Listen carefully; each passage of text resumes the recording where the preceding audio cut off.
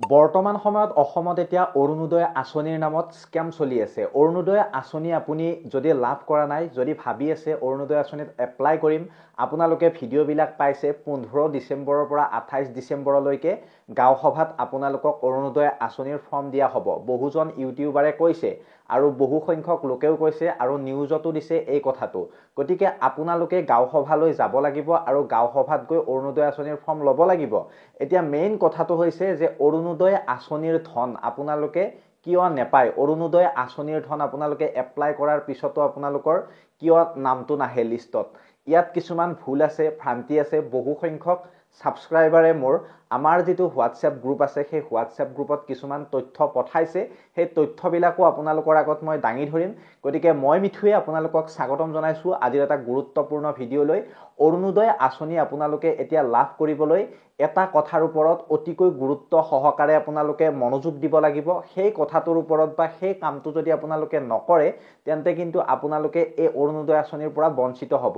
মাহেকত 1250 টকা পোৱাটো ধেমালি কথা নহয়।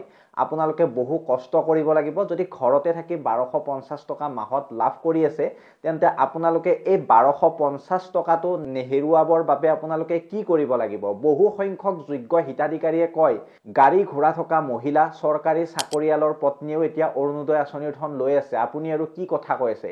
ঠিক তেনেকুৱা ধৰণৰো আমি কমেণ্টত কিছুমান কমেণ্ট পঢ়িবলৈ পাওঁ। আৰু এতিয়া মেইন কথাটো হৈছে স্কেম কি চলিছে আমাৰ অসমত। আপোনালোকক মই জনাই আছোঁ, চাব।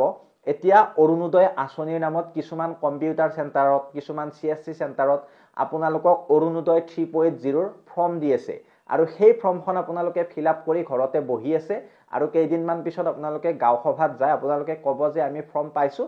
ফৰ্মখন ধুনীয়াকৈ আপোনালোকে ছাবমিট দি দিব আৰু সেই ফৰ্মখনত কি আছে কি নাই সকলোবিলাক মই আপোনালোকৰ আগত দেখুৱাই দিম, প্ৰমাণ সহকাৰে দেখুৱাম।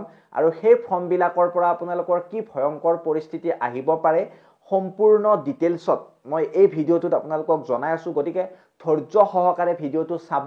আৰু এনেকুৱা ধৰণৰ কথা কোনো ইউটিউবাৰে আপোনালোকক এতিয়ালৈকে কোৱা নাই।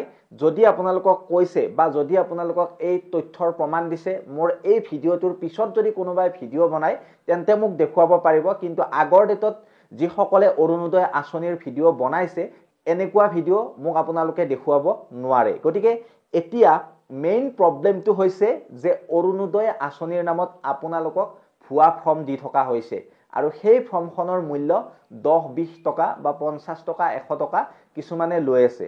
আৰু সেই ফৰ্মখন কেনেকুৱা হয় মই আপোনালোকক এতিয়া দেখুৱাই দিছোঁ, আপোনালোকে লক্ষ্য কৰক। কেমেৰাৰ সন্মুখত মই আপোনালোকক এই ফৰ্মখন দেখুৱাইছোঁ। আমাৰ বহুকেইজন ছাবস্ক্ৰাইবাৰে আমাৰ গ্ৰুপৰ তেওঁলোকে মোক পঠাইছে এইখন হৈছে বোলে ফৰ্ম আৰু এই ফৰ্মখন ফিল আপ কৰি মানে দিব দিছে গাঁও সভাত। এতিয়া এইটো এটা স্কেম চলি আছে। কোনোবাই এইটো কম্পিউটাৰ চেণ্টাৰৰ পৰা এনেকৈ এখন লিখিছে, লিখি ধুনীয়াকৈ ওলাই 10-20 টকাকৈ বহু টকা ইনকাম কৰি আছে। গতিকে আপোনালোকে ইয়াতে কি গুৰুত্ব দিব? এই ফৰ্মখনৰ ওপৰত কি গুৰুত্ব দিব? অৰিজিনেল হয়নে নহয় আপোনালোকে কেনেকৈ চাব? এতিয়া মই আপোনালোকক দেখুৱাই দিছোঁ, চাব। মোৰ লগত এখন ফৰ্ম আছে, ধৰি লওক এইখন আপোনালোকৰ ফৰ্ম। এনেকুৱা ধৰণে ফৰ্মখন আহিব। মই ইয়াৰ ওপৰত এটা ভিডিঅ' বনাইছিলোঁ আৰু এই ফৰ্মখনত আপোনালোকৰ ইয়াত যিটো অফলাইন আপোনালোকৰ ফৰ্ম পাব পঞ্চায়তত, এই ফৰ্মটোত আপোনালোকৰ এপ্লিকেশ্যন নম্বৰ এটা থাকিব। এপ্লিকেশ্যন নম্বৰটো সকলোৰে কিন্তু বেলেগ বেলেগ হ'ব। আপোনালোকে চাই লওক, মই দেখুৱাই দিছোঁ কেমেৰাৰ সন্মুখত। এপ্লিকেশ্যন নম্বৰ, আবেদনৰ নং ইয়াত এটা থাকিব। সেই নং থকা ফৰ্মখনহে আপোনালোকে ল'ব। আৰু এনেকুৱাও হ'ব পাৰে যে আপোনালোকক কোনোবাই এখন ফৰ্মে হয়তো জেৰক্স কৰি দি দিব পাৰে পইচাৰ লোভত। আপোনালোকৰ পৰা 100-200 টকা লৈ ল'ব, এনেকুৱা ফৰ্ম এখন দি দিব। গতিকে আপোনালোকক যোনজন ব্যক্তিয়ে দিয়ে তেওঁৱে যি ফৰ্ম আপোনালোকক দিব সেই ফৰ্মখন আৰু যদি কাৰোবাক দিয়ে তেওঁৰ লগত এই যিটো এপ্লিকেশ্যন নম্বৰ আপোনালোকৰ এই এপ্লিকেশ্যন নম্বৰটো এবাৰ মিলাই চাব। কাৰণ অৰুণোদয় আঁচনি 3.0ৰ এতিয়ালৈকে ফৰ্ম অহা নাই আৰু আপোনালোকৰ গাঁও সভাবিলাকত মানুহ মাতিব, হয়তো আপোনালোকৰ চুপা ৱাইজ গাঁও ৱাইজ মানুহ মাতিব, 10 জন 15 জন 20 জন বা 30 জন এনেকুৱাকৈ মাতি আপোনালোকক ফৰ্ম দিয়া হ'ব। গতিকে এপ্লিকেশ্যন নম্বৰ থাকিব আপোনালোকক ফৰ্ম দিলে। গতিকে এনেকুৱা ভুৱা আপোনালোকৰ CSC চেণ্টাৰ হওক, কম্পিউটাৰ আপোনালোকৰ শ্বপ হওক, তেনেকুৱা শ্বপৰ পৰা আপোনালোকে কিন্তু ফৰ্মবিলাক নল'ব। এইটোৱে মোৰ কাটৰ অনুৰোধ। আৰু এনেকুৱা ধৰণৰ স্কেমৰ পৰা বাচি থাকিবলৈ আমাৰ চেনেলটো ছাবস্ক্ৰাইব কৰি থ'ব।